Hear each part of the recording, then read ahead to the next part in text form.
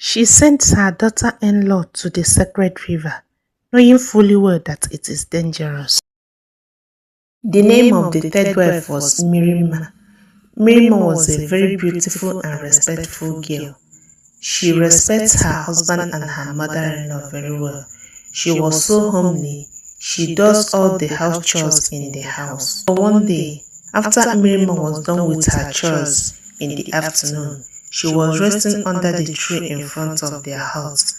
Her husband was not at home. Erimma came to her and said to her, "Mmirimma, my daughter, please take this clay pot and go to the river and fetch me some water. And as you are going, please go straight to the river and fetch water. Don't stand to exchange greetings or talks with anybody. Don't respond to whatever anybody may want to say you on your way to the river." Mmirimma said, "But Mama, I don't know the way to the river. I have to ask people for direction." At this point, Erimma gave her a clear direction of the way to the river so that she won't have to ask anybody for direction. Mmirimma felt somehow about going to that particular river. She was not comfortable, and she don't know why her mother-in-law would tell her not to talk to anybody on her way to the river.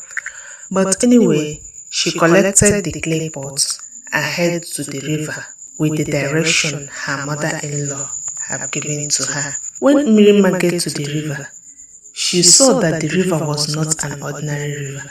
Goose pimple was all over her body, and she felt so strange. She stood there for some minutes and finally fetched the water and came back. When she came back, her mother-in-law welcomed her and thanked her for fetching the water. She also told her, "Please don't tell your husband that I sent you to the river, because you know your husband will not like it." Mmirimma assured her mother-in-law that she will not say anything to her husband. So in the night, Mmirimma and her husband went to bed. They slept peacefully. In the morning, both of them woke up.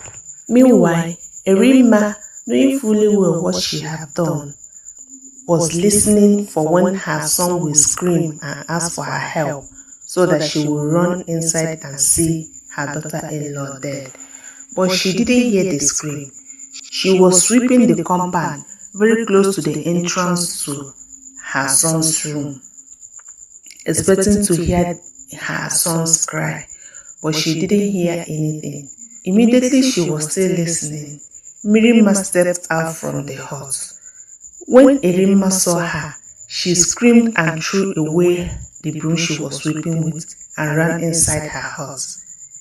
Mmirimma was so surprised. She ran after her mother-in-law, asking her, "Mama, what happened?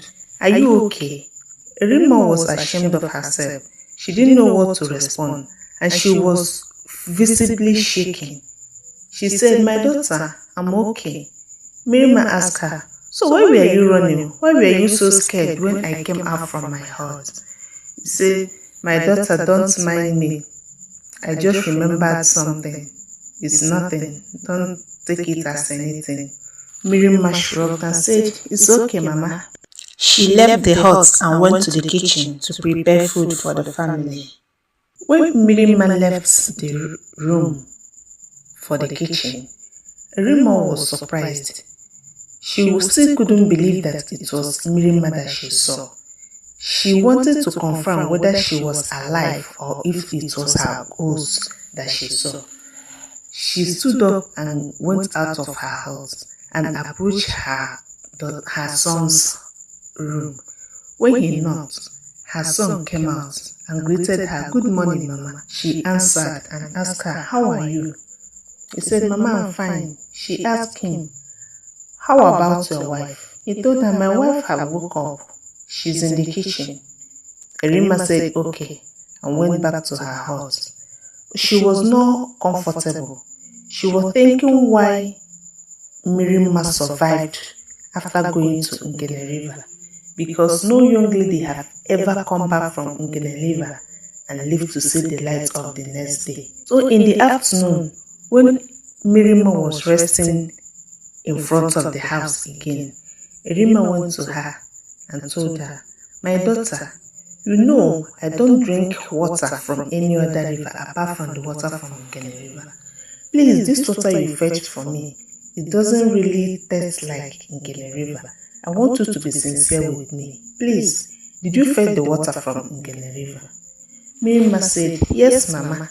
I followed the exact direction you gave to me, and it was at the river you directed me to. That's where I fetched the water.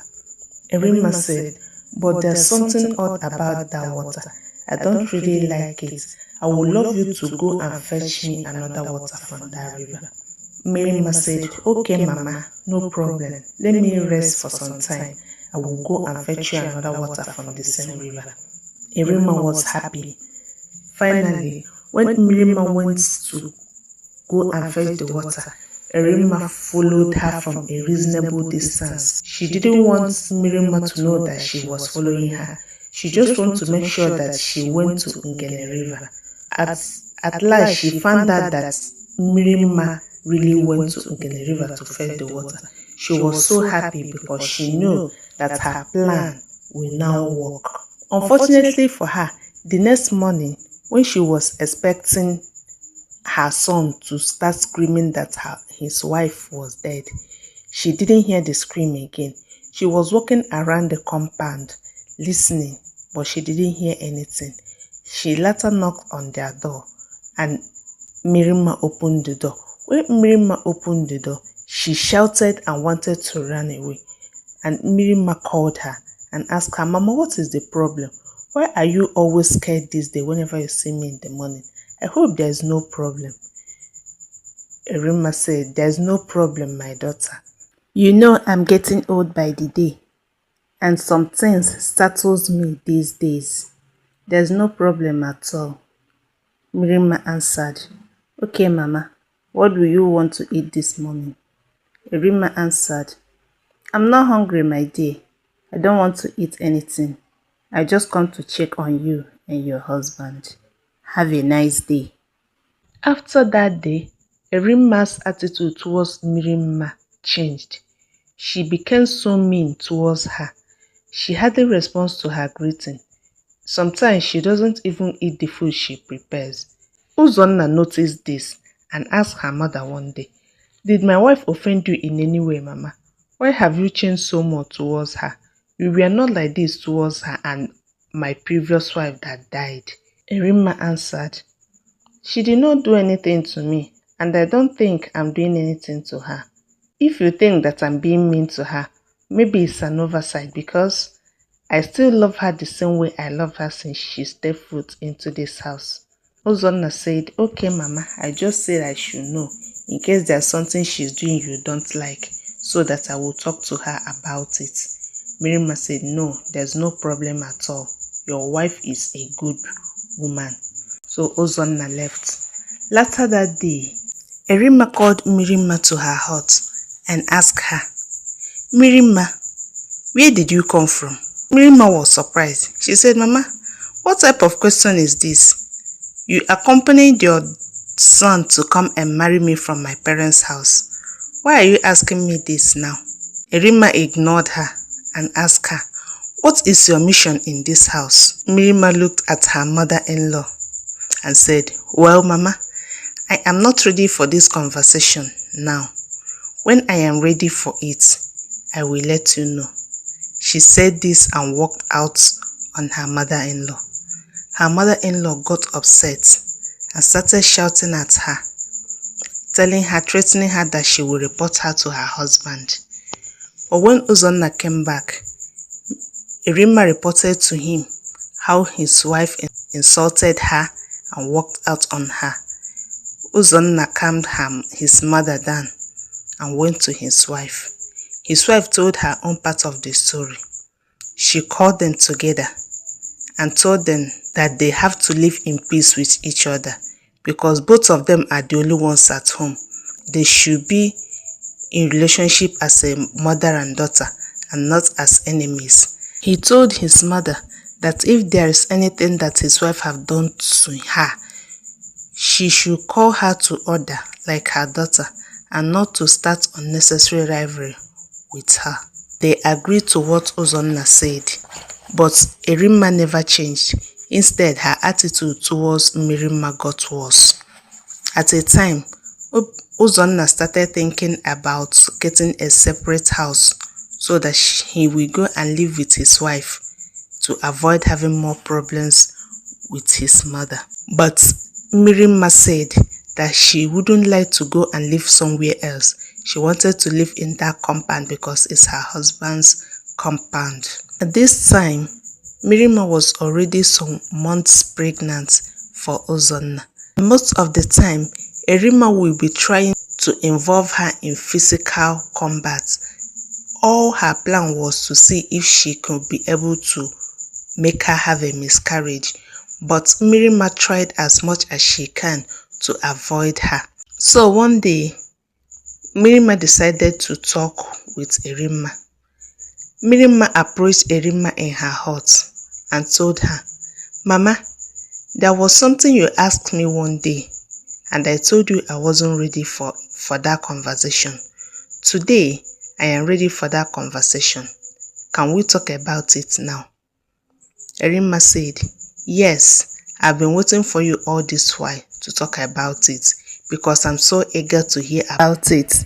So now tell me, what is your mission in this house?" Mmirimma answered her, "My mission in this house is to get married to Obinna, give birth to children for him, build a very big and happy family with him, and grow old together with him. So Mama, please now can you tell me, what is your own mission in this house?" Erimma got very angry at Mmirimma and she shouted at her and asked, "What do you mean by that?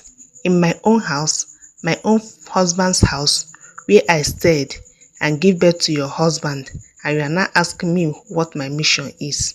Are you okay at all, or have something come over you?" Erimma said, "Mama, you don't need to be angry. It was just a simple question. But it's okay if you don't want to answer it. But I have another question for you. Mama, please, can you tell me, what happened to the first and second wife of my husband?" At this point, Erimma was already suspicious. She said, "Why do you ask me about them?" She said, "Because I want to know." Erimma said, "You don't need to know anything about them. These people were dead years before you know your husband. So there's no need of talking about them now. Let the dead be. You say your mission is to build a family with Uzonna. Focus on your mission and leave the dead ones." Erimma said, "Mama, no, we can't forget about them easily because it could be me next time." Erimma said, "It can never be you." Then Mmirimma told her, "But Mama, what if I told you that I know what happened to them?" Erimma shouted, "Shut up! What do you know? Okay, if you think you know, tell me what happened to them."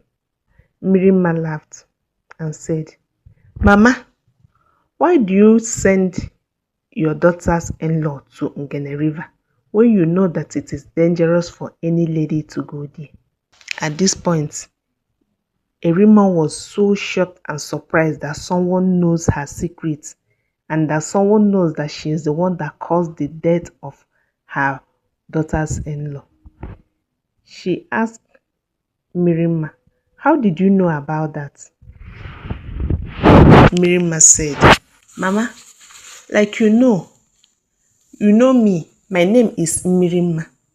I am a daughter of the river, and no river goddess can hurt me. So I can go to any river, no matter how strong the goddess there is. She can never hurt me because I am a daughter of the river and part of the river goddess. So Mama, you sent me to Ngene River, expecting me to die like the previous wives of my husband. And since I did not die, you have changed your attitude towards me. Mama, what do you stand to gain? What is your intention for meting such wickedness upon your only son?" Erimma was surprised. She didn't know what to say. She was just looking at Mmirimma. Mmirimma continued, "Mama, Like you asked me what my mission is in this house. In addition to my mission, I came to set this family free from you. I came to set Ozonna, my husband, free from your wicked acts. Erimma stood up and headed towards Mmirimma. She wanted to strangle her to death, but Mmirimma stood up and warned her seriously and said, "If you try any rubbish here with me, you will not live to see the next day in your life." Erimma stopped and looked at Mmirimma. Mmirimma told her, "As I'm speaking with you, the river goddess of Ngene River told me everything that you have been doing. And she told me that she will be coming for you, since you delight pressure in taking the lives of younger ones. You will be the next victim." Erimma stood there. She said, "That can never happen. The river goddess of Ngene River can never ever leave Ngene River to go after anyone." Mmirimma told her, "But the river goddess always leave the river to come and kill your daughter's in-law. What made you think that she cannot leave the river to come for you?" At this point, Erimma became afraid, but she couldn't show it to Mmirimma.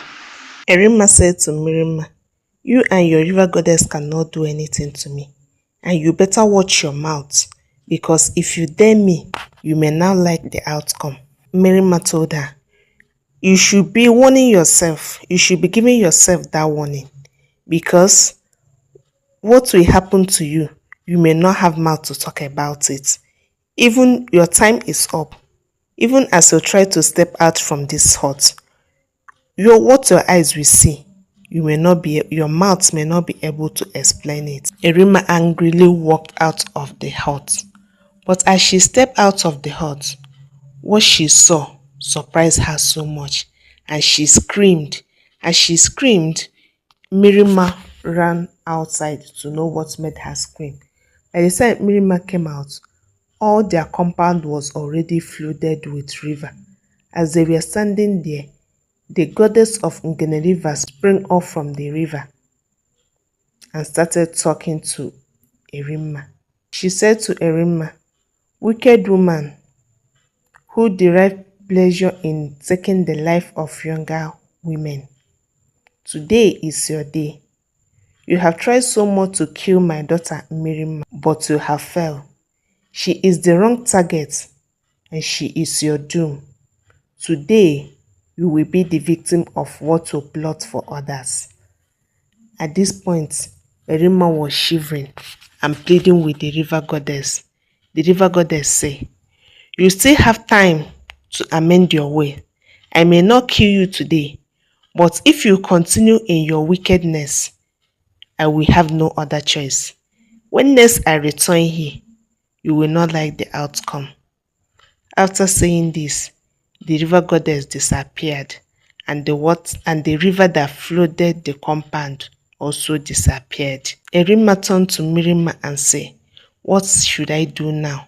Mmirimma said, "We are still asking what you should do. The river goddess said that you should repent. You should confess everything that you have done so that you will be free." Erimma said, "How can I confess? I can never do that." Mmirimma told her, "Then be ready for the goddess' second visit." At this point, Erimma didn't know what to do again. She wasn't herself. It was as if she was possessed by something. She started screaming and fell on the ground. As she was screaming, people were already running, gathering at her compound to know what was happening. As people were there, looking at her, asking her what was happening to her, she started pointing towards something.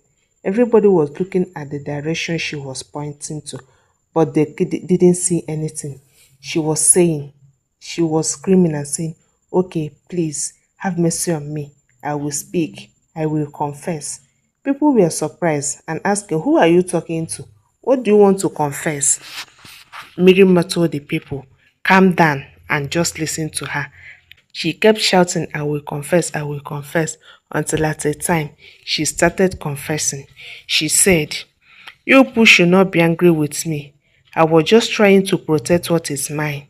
When I got married to this family, I loved my husband so much, but at a time, my husband started having concubines in this village, and that got me so angry, and I poisoned her. So I was the one that killed my husband. The people screamed and started shouting, "So you are the one that killed your husband, and you have been accusing everyone in this community of killing your husband." And at that time, she continued her confession. She said, "After the death of my husband, when my daughter got married, it was only Uzonna that I had in this house, and I didn't want any woman to come and take him away from me. I didn't want to share his care and attention with any other woman.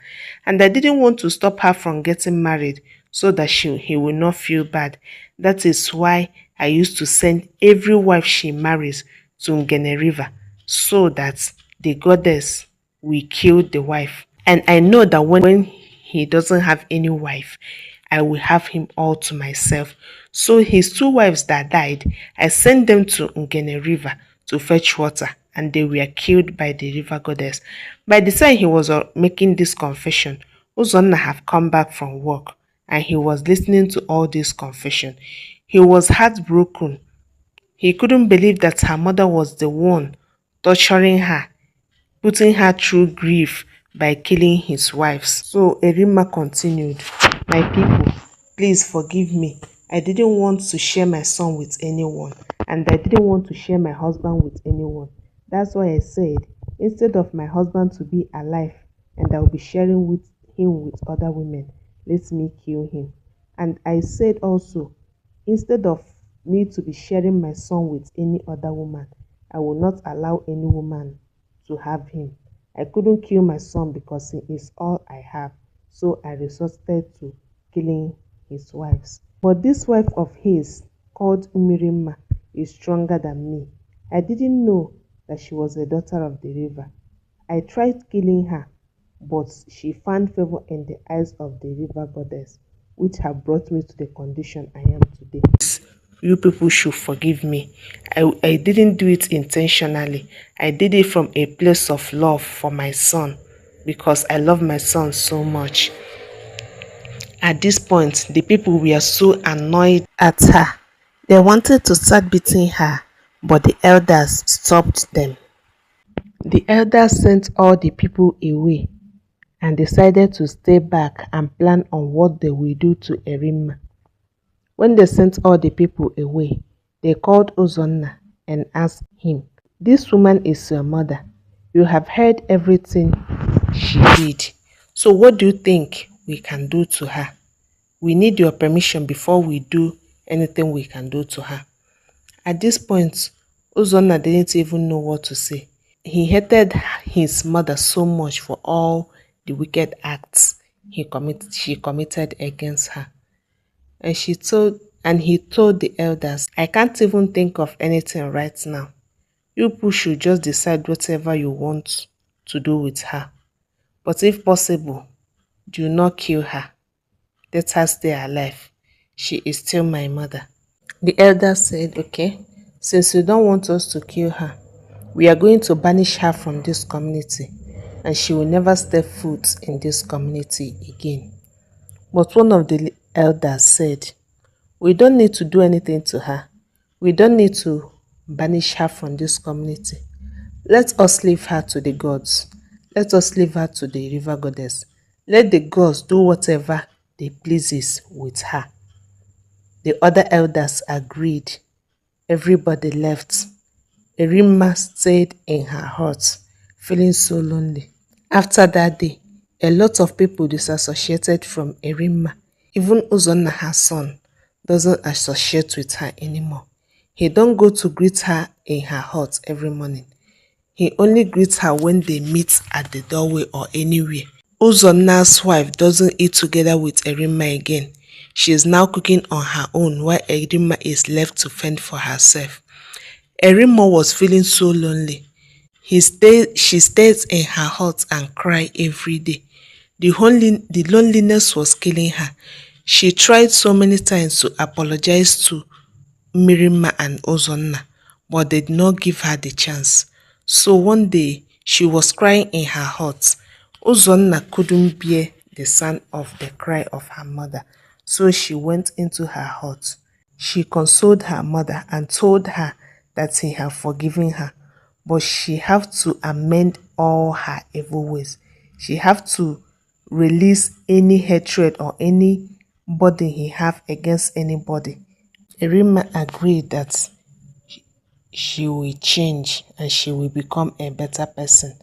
Uzonna called his wife, and his wife also made peace with Erimma. They embraced themselves. Mmirimma cooked, and they all ate together. After their feast of love in the night, Erimma died. In the morning, when Uzonna and his wife found out that Erimma was dead, they were so heartbroken. They mourned her. But one thing that they used to console themselves was that they made peace with her before she died. So they were not guilty of anything at the death of Erimma. And after the funeral of Erimma, Uzonna and his wife Mmirimma lived together happily. They gave birth to many children. They formed a very big and happy family, and they lived together happily ever after. This is the end of this story. Like, share and comment on this video, and please don't forget to subscribe to this channel for more stories that touches the heart.